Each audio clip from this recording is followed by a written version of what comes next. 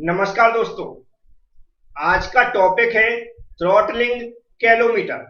Throttling कैलोमीटर एक important topic है। पिछले एग्जामों में इस पर क्वेश्चन पूछे जा चुके हैं और आगे भी पूछे जा सकते हैं, इसलिए आपको इसको ऐसे समझना है कि यदि आगे एग्जाम में पूछा जाता है तो आप लोग इसको एक्सप्लेन कर सकें। तो चलते स्टार्ट करते हैं। तो अब आप लोगों को ध्यान से सुनना है। बिल्कुल टॉपिक से मैं स्टार्ट करूंगा समझाना, और ये भी बीच बीच में बताऊंगा कि क्या आपको एग्जाम में लिखना है और क्या नहीं लिखना है। तो यहाँ पर जो टॉपिक लिखा है थ्रॉटलिंग कैलोमीटर, तो जो थ्रॉटलिंग कैलोमीटर में दोनों वर्ड जो यूज किए गए, थ्रॉटलिंग और कैलोमीटर, इनका मतलब आपको पता होना चाहिए, लेकिन यह एग्जाम में नहीं लिखना है, याद रखें। लेकिन मतलब पता होना चाहिए। तो जो कैलोमीटर लिखा है, कैलोमीटर यह एक डिवाइस है जिसका उपयोग किया जाता है जो हमारी मैकेनिकल, इलेक्ट्रिकल और जो केमिकल रिएक्शन होती हैं उस दौरान जो हीट जनरेट होती है उसको मेजर करने के लिए। समझ में आ गया कि जो हमारी मैकेनिकल और इलेक्ट्रिकल और जो केमिकल रिएक्शन होती हैं उस दौरान जो हीट जनरेट होती है उसको मेजर करने के लिए कैलोमीटर का उपयोग किया जाता है। फर्स्ट वर्ड है यहाँ पर थ्रॉटलिंग। थ्रॉटलिंग भी एक डिवाइस है। थ्रॉटलिंग का जो उपयोग किया जाता है, खासकर आज का जो लेक्चर है उसी के बारे में बताऊं तो जब इसके अंदर से स्टीम गुजरती है तो स्टीम पर क्या क्या इफेक्ट होता है, ध्यान से सुने। थ्रॉटलिंग जो डिवाइस है इसके अंदर से जब स्टीम गुजरती है तो पहला तो क्या होता है, प्रेशर ड्रॉप होता है। मतलब इसमें गुजरने से पहले जो प्रेशर रहता है वह कम हो जाता है इसमें गुजरने के बाद, किसका, स्टीम का। दूसरा क्या है, इसमें जो स्टीम गुजरती है उसकी एंथैल्पी पर कोई फर्क नहीं पड़ता, मतलब सेम रहती है, कांस्टेंट रहती है, और इस दौरान कोई वर्क डन नहीं होता है। तो सबसे इंपॉर्टेंट बात कि इसके अंदर से जो हमारी वेट स्टीम गुजरती है वह हमारी सुपर हीटेड स्टीम में कन्वर्ट हो जाती है। तो ये दोनों का मतलब आप समझ गए होंगे। लेकिन अब क्वेश्चन यहां पर ये आता है कि थ्रॉटलिंग कैलोमीटर है, इसका उपयोग हम लोग यहाँ क्यों पढ़ रहे हैं, क्या जरूरत पड़ी। तो थर्मोडायनेमिक्स के अंदर हम लोगों ने स्टीम की स्टडी की हुई है। स्टीम जनरेट कैसे होती है, क्या उसका उपयोग होता है, और कितने टाइप्स की स्टीम होती है, सब कुछ हम लोग स्टडी कर चुके हैं। लेकिन स्टीम में हम लोगों ने एक वर्ड सुना होगा, ड्राइनेस फ्रिक्शन। क्या सुना होगा, ड्राइनेस फ्रिक्शन। तो जो ड्राइनेस फ्रिक्शन है उसको कैलकुलेट करने के लिए या फाइंड आउट करने के लिए हम थ्रॉटलिंग कैलोमीटर का उपयोग करते हैं। थ्रॉटलिंग कैलोमीटर एक एक्सपेरिमेंटल सेटअप है। क्या है, एक्सपेरिमेंटल सेटअप है जिसके थ्रू हम क्या करते हैं, कुछ डाटा फाइंड आउट करते हैं। कौन सा डाटा फाइंड आउट करते हैं अभी मैं आगे बताऊंगा। कुछ डाटा फाइंड आउट करते हैं, उसकी सहायता से हम ड्राइनेस फ्रिक्शन निकालते हैं। अब ड्राइनेस फ्रिक्शन क्या होती है आप सभी लोग जानते होंगे। वेट स्टीम का आपने नाम सुना होगा, वेट स्टीम। वेट स्टीम का मतलब होता है उसमें कुछ स्टीम के अंदर वाटर के पार्टिकल्स मौजूद हैं। क्या है, वाटर के पार्टिकल्स मौजूद हैं। तो वह जो वाटर के पार्टिकल्स हैं, या बोल सकते हैं जो स्टीम में जो नमी है उसी को हम ड्राइनेस फ्रिक्शन बोल सकते हैं, और उसी की हम कैलकुलेशन करते हैं इसके अंदर। तो जैसा मैंने बताया, क्या है, थ्रॉटलिंग कैलोमीटर क्या है, एक एक्सपेरिमेंटल सेटअप है जिसके द्वारा हम क्या करते हैं, जो स्टीम की ड्राइनेस फ्रिक्शन है, स्टीम की ड्राइनेस फ्रिक्शन है, उसको हम फाइंड आउट करते हैं, कैलकुलेट करते हैं। तो कैलकुलेट जब वर्ड आ जाता है, फाइंड आउट वर्ड आ जाता है, तो वहां पर क्या, किस फॉर्मूले के थ्रू फाइंड आउट करते हैं, तो वह फॉर्मूला हमें पता चल जाए, उसके जो टर्म है वह पता चल जाए, तो हमें पता चल जाएगा कि जो एक्सपेरिमेंटल सेटअप हम लोग करेंगे उसमें से हमें कौन कौन सा डाटा निकालना है जिससे हमारी कैलकुलेशन से हम जो ड्राइनेस फ्रिक्शन निकाल पाएंगे। तो मैं कैलकुलेशन का जो फॉर्मूला है वह सबसे पहले दिखा देता हूं। अब आपको यहाँ पर जो फॉर्मूला मैं एक्सप्लेन कर रहा हूँ जिससे हम ड्राइनेस फ्रिक्शन निकालते हैं, वह ध्यान से सुनना है। इसकी वर्किंग अभी मैं बताऊंगा, इसके कंपोनेंट भी एक्सप्लेन करूंगा, लेकिन जो कंसेप्ट है वो आपको बिल्कुल क्लियर हो जाए कि हम इसका एक्सपेरिमेंटल सेटअप क्यों कर रहे हैं। यहाँ पर क्या लिखा है, टोटल हीट बिफोर थ्रॉटलिंग और टोटल हीट आफ्टर थ्रॉटलिंग। मतलब जो क्या हो रहा है, एंथैल्पी हुआ है जब थ्रॉटलिंग प्रोसेस हो रही है उस दौरान कैसी है, मतलब इक्विवेलेंट है, इसलिए यहाँ पर क्या लिख दिया, टोटल हीट बिफोर थ्रॉटलिंग और टोटल हीट आफ्टर थ्रॉटलिंग। अब ध्यान से सुनेंगे, जो फॉर्मूला होता है उसमें क्या लिखा जाता है, HF1 plus x into HFG1 equal H G2 plus Cp T super minus T2। अब जो टर्म यहां पर लिखे, ये जो लिखा HF1, ये क्या होती है? Latent heat of water. क्या होती है? Latent heat of water. X क्या है? ड्राइनेस फ्रैक्शन, जिसको हमें फाइंड आउट करना है। HFG1 क्या होता है?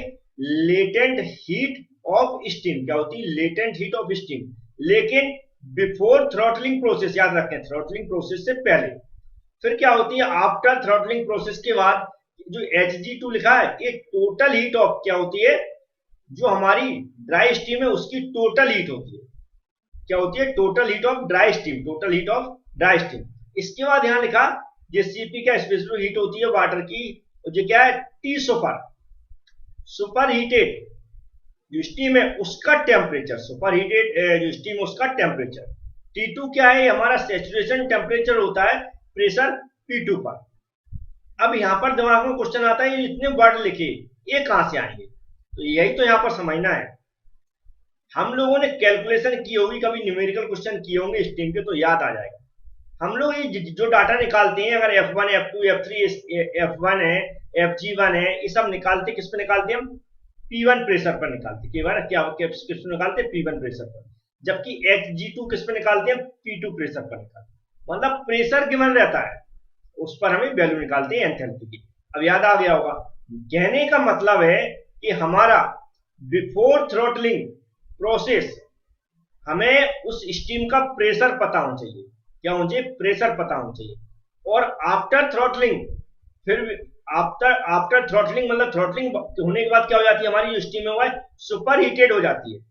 सुपर हीटेड स्टीम हो जाती है, तो उसके दौरान उस बार क्या है? उसका प्रेशर P2 हमें पता होगा। तो ये जो P1 पता होगा, इस P1 से हम बिफोर थ्रॉटलिंग के लिए हम क्या करेंगे? HF1 निकाल लेंगे, HFG1 निकाल लेंगे, और फिर हम आफ्टर थ्रॉटलिंग प्रोसेस जो P2 हम प्राप्त करेंगे, उससे हम क्या निकालेंगे? Hg2 निकालेंगे, T सुपर निकालेंगे, और जो T2 निकालेंगे। तो हमारे क्या होगी? X हमारी बड़े आसानी से निकल आएगी। अब क्वेश्चन फिर से दिमाग में आता है कि P1 P2 कैसे निकलेगा। उसके लिए सेटअप बना हुआ है, एक्सपेरिमेंटल सेटअप। इससे हम P1 और P2 फाइंड आउट करते हैं, और क्या टेम्परेचर भी फाइंड आउट करते हैं, T1 और T2। तो कैसे फाइंड आउट करते हैं, इस डायग्राम को मैं बड़ा कर लेता हूं, समझा देता हूं। तो जो स्टीम जनरेट होती है बॉयलर में, पता है। अब बॉयलर में स्टीम जनरेट हुई, उसमें हमें पता करना है कि वाटर के पार्टिकल्स हैं या नहीं है, या कितने। तो उसको हमने जो लिखा, from steam man valve steam का, वहां से उसको कनेक्ट कर दिया। मतलब यहां से हमारी स्टीम आई, यहां से क्या आएगी? स्टीम आएगी। ध्यान रखें, ये हमारा लिखा कंट्रोल वाल्व। कंट्रोल वाल्व मतलब स्टीम की हमें कितनी मात्रा अंदर भेजना है, उसको कंट्रोल करने के लिए हमने एक कंट्रोल वाल्व लगा दिया। कहने का मतलब ये भी हो सकता है कि हमें स्टीम को अंदर भेजना है, उसको नहीं तो डायरेक्ट चलती रहेगी, तो उसको रोकने के लिए और चालू करने के लिए हम कंट्रोल वाल्व का यहाँ पर एक उपयोग करते हैं, उसको लगा दिया। आगे आपको दिख रहा है, यहाँ पर लिखा थर्मोमीटर। ये जो थर्मोमीटर है, इससे हम टेम्परेचर मेजर करते हैं। क्या करते हैं? टेम्परेचर मेजर करते हैं। अब T1 क्यों लिखा? क्योंकि हम क्या, जो थ्रॉटलिंग प्रोसेस होने से पहले जो स्टीम का टेम्परेचर हम लोग थर्मोमीटर के द्वारा मेजर करते, उसे हम T1 से डिनोटेट करते। पहली बात समझ में आ गई। दूसरा, हमने जो हमारी जो थ्रॉटलिंग डिवाइस लगी हुई है, उससे पहले हमने यहां पर क्या लगाया? प्रेशर गेज लगाया। क्या लगाया? प्रेशर गेज लगाया। प्रेशर गेज से यहां पर एक क्या मेजर करेगा? P1 मेजर करेगा। लेकिन बिफोर थ्रॉटलिंग प्रोसेस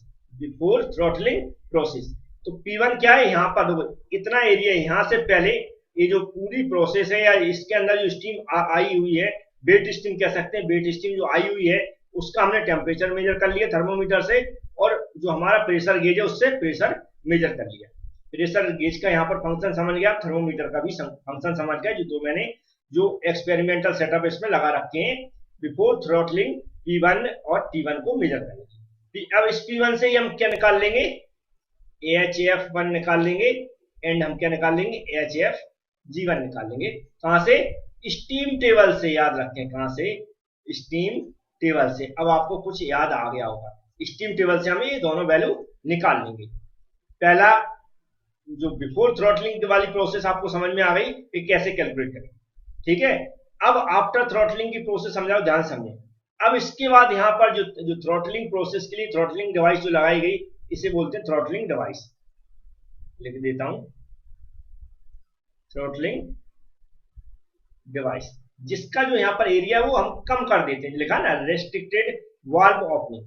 ठीक है, यहां से जब स्टीम गुजर रही है, यहां से जब स्टीम गुजर रही है, यहां से समझिए, जब यहां से स्टीम गुजर रही तो क्या हो रहा है, प्रेशर क्या हो रहा है, यहां पर प्रेशर P1 था और y क्या रहेगा हमारा, ग्रेटर देन रहेगा P2। मतलब इसके बाद जो हमें आगे जो P2 मिलेगा y हमेशा क्या हो जाता है, लो हो जाता है। मतलब यहाँ पर क्या होता है, जैसे ही यहां से गुजरेगी तो प्रेशर कैसा हो जाएगा, प्रेशर लो हो जाएगा। मैं लिख देता हूं प्रेशर लो हो जाएगा, मतलब प्रेशर कम हो जाता है, लेकिन एंथैल्पी कांस्टेंट रहती है, ये भी याद रखिए। और जो स्टीम है, यहाँ पर जो स्टीम थी कैसी थी हमारी, वेट स्टीम थी, वेट स्टीम थी बिफोर थ्रॉटलिंग प्रोसेस। यहाँ पर जो स्टीम आएगी ये कैसी हो जाएगी हमारी, सुपर हीटेड। कैसी हो जाएगी, super heated, super heated steam हो जाएगी। ठीक है, ये भी आप सुपर हीटेड स्टीम हो जाएगी, ये भी आप समझ गए। यहाँ पर जो स्टीम आ गई है थ्रॉटलिंग वाल्व के बाद, वो क्या हो गई, सुपर हीटेड हो गई। और इससे पहले हमारी कौन सी थी, वेट स्टीम थी। ठीक है, ये हमारे किसका फंक्शन हो गया, थ्रॉटलिंग जो भी हम डिवाइस यूज कर रहे हैं उसका फंक्शन हो गया। अब जो सुपर हीटेड स्टीम आगे आ रही है तो हमें क्या चाहिए, P2 चाहिए, पहले बता चुका हूं। तो आगे जो यहाँ पर सुपर हीटेड स्टीम आ रही है, आगे मैंने क्या किया, जहां से इसको हम आउट कर रहे हैं, एग्जिट करेंगे स्टीम को, उससे पहले मैंने क्या किया, यहाँ पर एक मैनोमीटर लगा दिया। क्या लगा दिया, मैनोमीटर। मैनोमीटर से हम क्या करते हैं, P2 मेजर करते हैं। कैसे क्या करते हैं, P2 मेजर करते हैं रो जी एच से। क्या करते हैं, रो जी एच, ये फॉर्मूला होता है P2 कैलकुलेट करने का। क्योंकि हमने इसमें डायरेक्ट प्रेशर मेजर नहीं करते, एक कैलकुलेट करते हैं P2। कैसे करते हैं, यहाँ पर आपको दिख रहा होगा ये जो लेवल है, ये डिफरेंस है, यहां से हम क्या निकालते हैं, एच निकालते हैं। क्या निकालते हैं, एच निकालते। ये हमने देख लिया। और हमारी डेंसिटी और ग्रेविटी हमारी पहले से गिवन रहती है, या हमें पता रहता है जो भी हम उसमें लिक्विड यूज कर रहे हैं।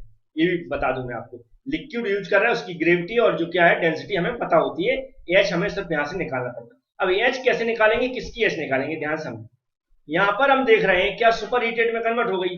अब सुपर हीटेड में कन्वर्ट होगी तो ये ऊपर को उठेगी, यहाँ से यहाँ देख रहे हैं, ये यहाँ पर भरेगी। और क्या होगी, जितना भी ये सुपर हीटेड होगी वह क्या होगी, यहाँ पर अंदर चली जाएगी, इसके अंदर जाएगी। यहाँ ओपन कर दिया मैंने एरिया, तो अंदर जाएगी, अंदर जाएगी तो ऐसे ऐसे करके इसमें भर जाएगी। देख रही होगी, इसमें भर जाएगी। ठीक है, इसमें क्या भरी जाती है, मरकरी भरी जाती है।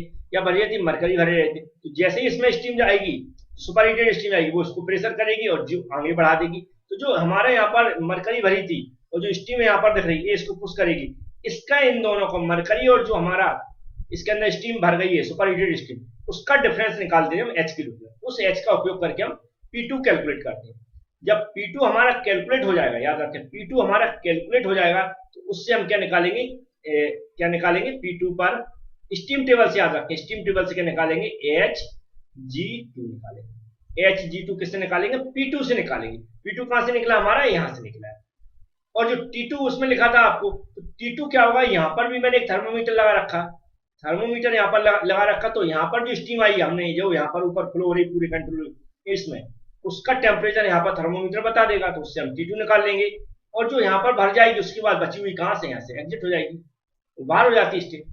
इस तरह इस एक्सपेरिमेंटल सेटअप से हमने क्या निकाला, P1 निकाला और P2 निकाला, T1 निकाला और T2 निकाला। ये क्या है, T2 है।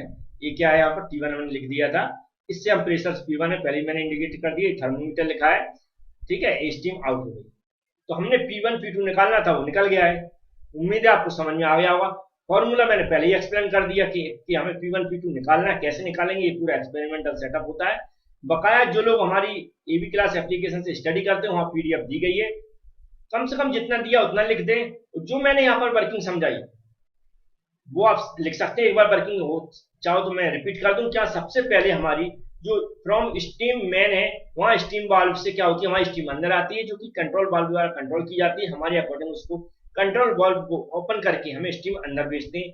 अंदर भेजते हैं तो जो हमारा बिफोर थ्रॉटलिंग है, बिफोर थ्रॉटलिंग डिवाइस है, उससे पहले हम एक थर्मोमीटर कनेक्ट करते हैं, जिससे उसकी उस स्टीम का हम क्या करते हैं, टेम्परेचर नोट करते हैं और हम प्रेशर नोट कर लेते हैं। जो कि हम प्रेशर के लिए प्रेशर गेज का उपयोग करते हैं, थर्मो टेम्परेचर मेजर करने के लिए कि टेम्परेचर का उपयोग करते हैं।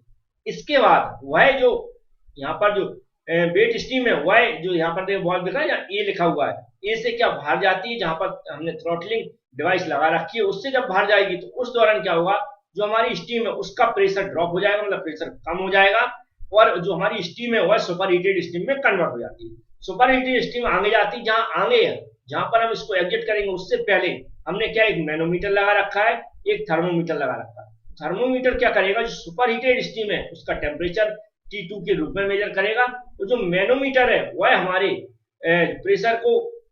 प्रेशर को क्या है, मैनोमीटर के थ्रू हम प्रेशर को कैलकुलेट करते हैं। कैलकुलेट कैसे करते हैं, फॉर्मूला वगैरह लिख सकते हैं आप ब्रैकेट में, समझ में आ जाएगा। इसके फिर हम P1 P2 जो हम फाइंड आउट कर लेते हैं उसके थ्रू हम क्या करते हैं, एंथैल्पी निकालते हैं स्टीम टेबल से, और हम जो फॉर्मूला लिख के ड्राइनेस फ्रैक्शन X को कैलकुलेट करते हैं। उम्मीद है इतना आपको समझ में आ गया होगा। Thank you friends.